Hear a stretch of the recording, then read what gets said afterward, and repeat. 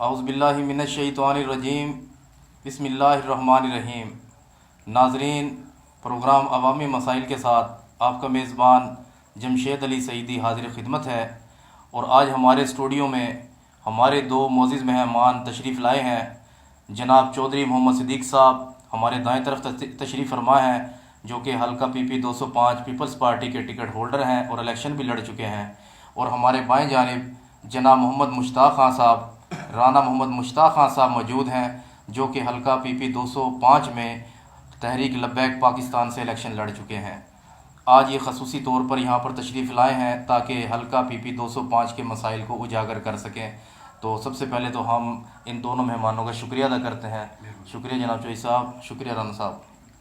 تو آج کی گفتگو کا آغاز ہم کرتے ہیں جناب رانا محمد مشتاق خان صاحب سے، اور ان سے ہم یہ پوچھتے ہیں کہ جو ٹڈی دل نے آج کل کسانوں کو پریشان کر رکھا ہے اور فصلوں کو تباہ کر رہی ہے، تو حکومت اس بارے میں کیا اقدامات کر رہی ہے؟ جی بتائیں۔ بسم اللہ الرحمن الرحیم۔ ٹڈی دل نے جو نقصانات کیے ہیں نا جی، اس میں حکومت، ذرائع حکومت کا کردار بالکل زیرو ہے۔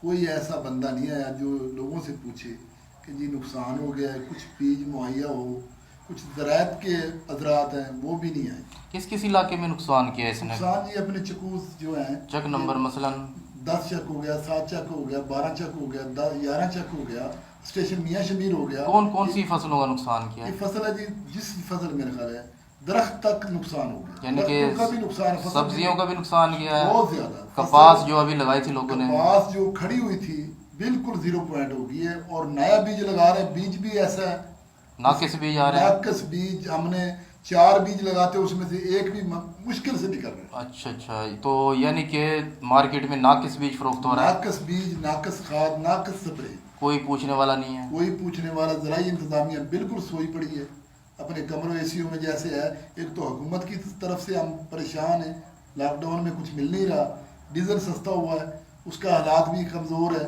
اب کل کی بات ہے، کرائے ہو گئے، کرایوں کا حال دیکھ لو، بسوں والے، ویگنوں والے، رکشے والے بول رہے ہیں جی ہمارا گزارا نہیں ہوتا۔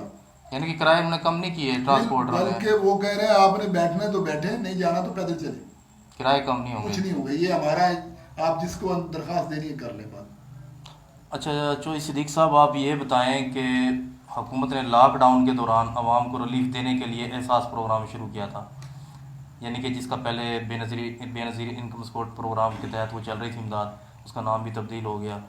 تو آپ کا کیا خیال ہے، یہ نام حکومت کو تبدیل کرنا چاہیے تھا کہ نہیں پہلے؟ اعوذ باللہ من الشیطان الرجیم، بسم اللہ الرحمن الرحیم۔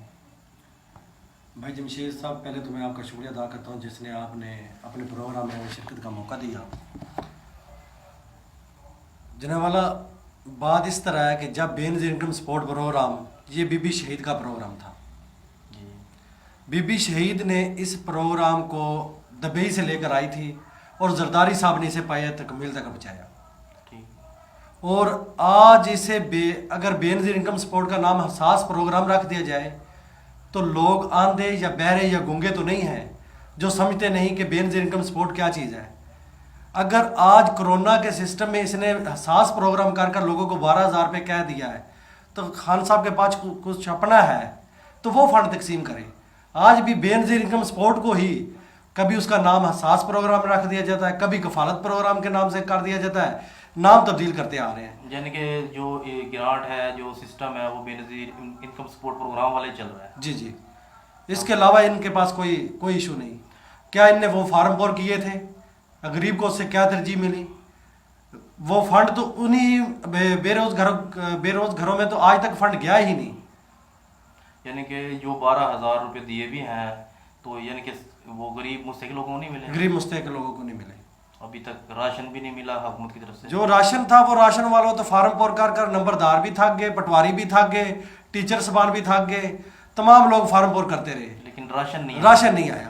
آج تک لوگ، خان صاحب کبھی آپ کے پاس وقت ہو تو لوگوں کے گھروں میں جا کر دیکھیں کہ لوگوں کے چولہے بند پڑ گئے ہیں، لوگ بے انتہا پریشان ہیں۔ اگر آپ نے خان صاحب، آپ تو سیاست کرتے ہیں اسلام آباد کی صرف، ہاں، ان کو تو تنخواہیں بھی مل رہی ہیں، وزیر تو اپنی تنخواہ بھی لے رہے ہیں، سارا سسٹم، اور تنخواہوں کا جب مرضی بل بڑھ جاتا ہے، بل بنایا اور بل نہیں، تنخواہ بڑھ گئی۔ ان کا یہ سسٹم ہے۔ اچھا جی، اپنے رانا مشتاق صاحب آپ یہ بتائیں کہ کاشتکار جو ہے گندم جو اس وقت فصل آئی ہے گندم کی، اس کی ایوریج بھی بہت کم نکلی ہے، اس کے بعد فوڈ سینٹروں پہ بڑا استحصال ہوا ہے کاشتکاروں کا، ہم نے سنا کہ ان کی گندم نہیں خریدی گئی، مختلف بہانے کیے گئے کہ آپ کی گندم میں نمی ہے، مٹی ہے، فلاں ہے، کٹوتیاں بھی کی گئی ہیں، تو اس بارے میں آپ کیا کہیں گے کہ واقعی کاشتکار کے استحصال ہو رہا ہے؟ بالکل جی، کاشتکار کا ایسا حال ہو گیا ہے کہ اس نے گندم دینی جو ہے نا جی لے کے جا رہے تھے، ذلیل و خوار ہو کے اس نے گھر میں رکھ لی ہے، اس نے بیچی نہیں، بیچارے نے دوستوں سے قرضے لے کے وہ بیج لے رہے ہیں، یعنی یار ہماری فصل ہو جائے گی، کپاس اچھی ہو جائے گی، انشاءاللہ آپ کا قرضہ ہو چکا دے گے جی۔ اگر آپ چلے جائیں دوائی سپرے والے کے پاس، اس کے اوپر اتنا لیمٹ لکھی ہوتی ہے کہ وہ چیز 2000 قیمت ہے اور وہ نقد قیمت اس کی 900 روپے ہوتی ہے۔ آپ حساب لگائیں کہ ٹرپل سے بھی زیادہ کام اس کا منافع زیادہ کیا ہوا ہے، ظلم کی انتہا ہے۔ کچھ یہ دکاندار ہم نے سنا ہے کہ سود پہ بھی دیتے ہیں۔ جی ایسے ہی کرتے ہیں، جو چیز 500 روپے کی ہے نا جی وہ ملے گی 1500 روپے کی، تو غریب آدمی کا وہ ایوریج کہاں پہ پوری کرے گا، وہ مقروضی میں جائے گا نا۔ تو ان کے خلاف قانون حرکت میں نہیں آ رہا؟ قانون کیا، وہ انہوں نے اپنا پر کر رکھا ہے، جو زراعت والے افسران ہیں، مافیا لوگ ہیں جو، انہوں نے جب ان کو لفافہ مل جانا ہے تو انہوں نے کیا کارروائی کرنی ہے، یعنی افسران کا یہ لفافہ برا ہے، اور وہ اس میں پستا کون ہے؟ غریب بندہ، غریب کاشتکار۔ کاشتکار کی حالات وہ ہو رہی ہے۔ ابھی آپ دیکھ لیں پانی کا، بجلی کا وہ بہت مہنگا ہو گیا، بجلی والے یہ خان صاحب نے کیا ہے کہ یعنی 3 مہینے عوام سے بل وصول نہیں کریں گے، لیکن آج بھی 2 چک میں ہمارے 17 چک میں اور 12 چک میں 3 میٹر کاٹ دیے ہیں، واپٹا نے، میں نے آنکھ سے خود دیکھی۔ اچھا، بل آئے ان کے؟ بل آئے ہیں تو بول رہے ہیں کہ آپ نے بھرے نہیں ہیں۔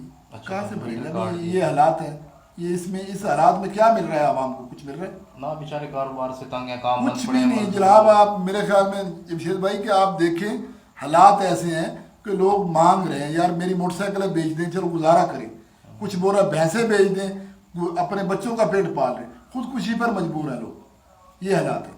اچھا چوہی صدیق صاحب، آپ یہ بتائیں کہ ابھی آپ اس خانے وال مخدوم پور روڈ سے بھی گزرے ہوں گے کبھی، خالق آباد سے بھی، اور دیگر جتنے حلقہ پی پی 205 کے روڈز ہیں، تو ان کی کیسی حالت ہے؟ آپ نے دیکھی ہوگی کیا حالات ہیں ان کے، وہ حادثات بھی ہو رہے ہیں، کھڈے بھی پڑے ہوئے ہیں۔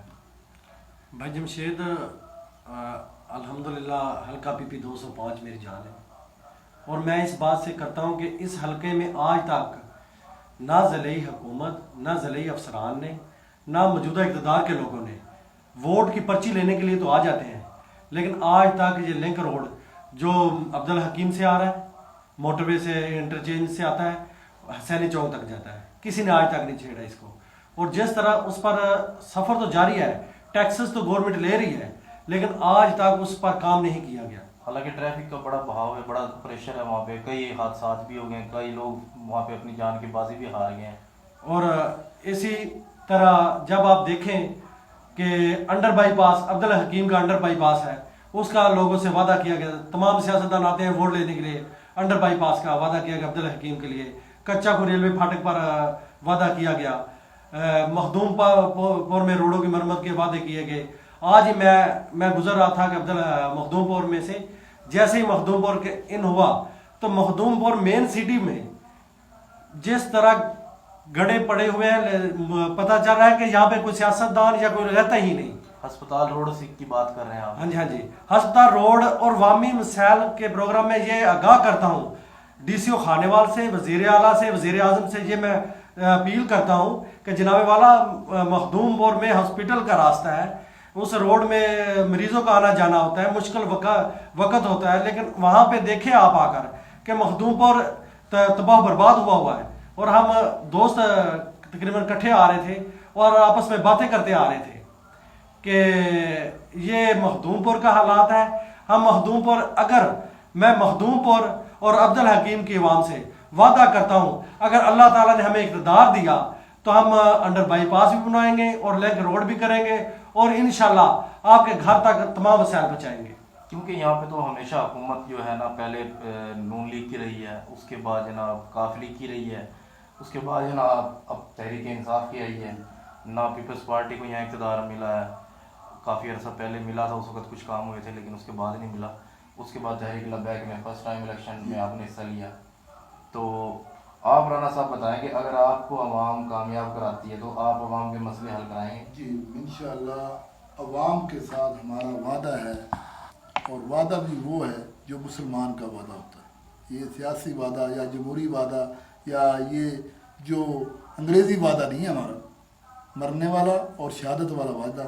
انشاءاللہ مخدوم پور شہر کا وہ نام ہوگا خانے وال میں کہ مخدوم پور بھی شہر ہے. جب جیسے تاریخی شہر ہے اس کے لحاظ سے عبدالحکیم درویشوں کا شہر ہے، عبدالحکیم سلطان صاحب کا، بابا جی ہیں کامل پیر ہیں، ان کے شہر کو ہم آباد کریں گے انشاءاللہ. یہ 2 شہر ہیں حلقہ پی پی 205 کے، اور ہمارا وعدہ ہے چکوک کا بھی. یہ آپ کو پتہ ہی ہے روڈ کا، ہاں جی، مخدوم پور سے خانے وال روڈ. بس اس کے اوپر آنے جانے کے لیے نا جی گاڑی کو 2 دفعہ ورکشاپ میں جانا پڑتا ہے. یہ حالات ہے. لیکن ڈی سی صاحب ڈیلی گزرتے ہیں، اے سی صاحب ڈیلی گزرتے ہیں، لیکن ان کو نظر ہے کیونکہ گاڑی نئی گاڑی ہے، سرکاری گاڑی ہے، ان کو کوئی اثر نہیں ہے اس بات کا.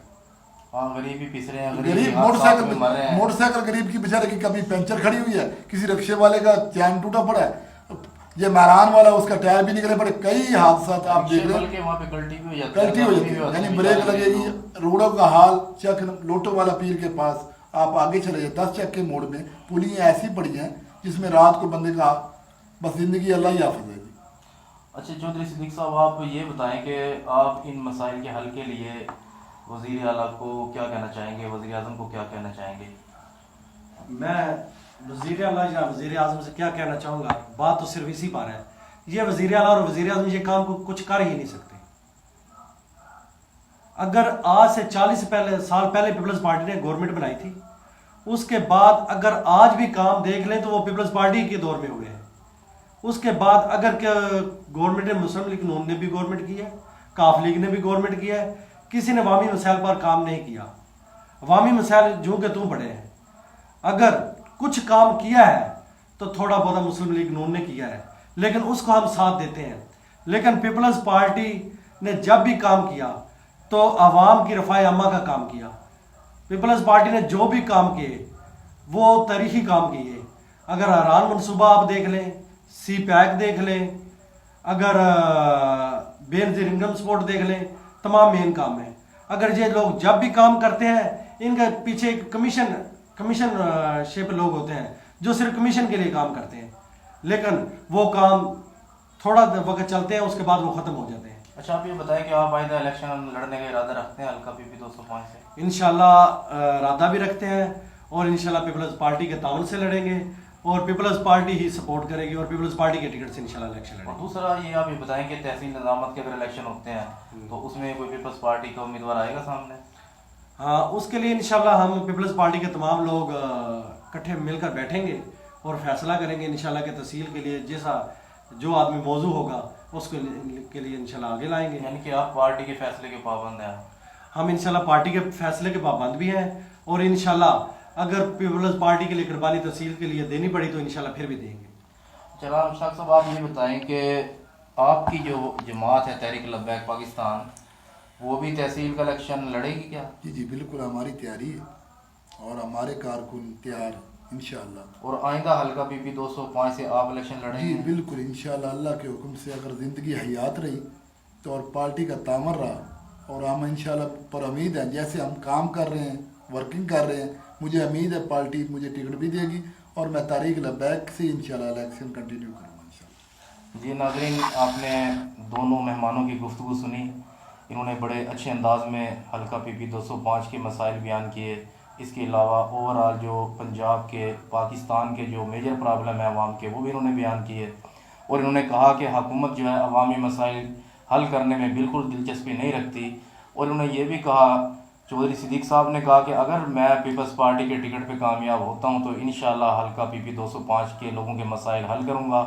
اور یہی جو ہے ارادہ رانا مشتاق صاحب کا ہے. انہوں نے کہا کہ اگر میں تحریک لبیک کے ٹکٹ سے کامیاب ہوتا ہوں تو میں بھی انشاءاللہ علاقے کے مسائل ضرور حل کرواؤں گا. تو ناظرین، آج کے پروگرام کا وقت ختم ہوتا ہے. آئندہ پروگرام کے لیے اجازت دیجیے. اللہ حافظ.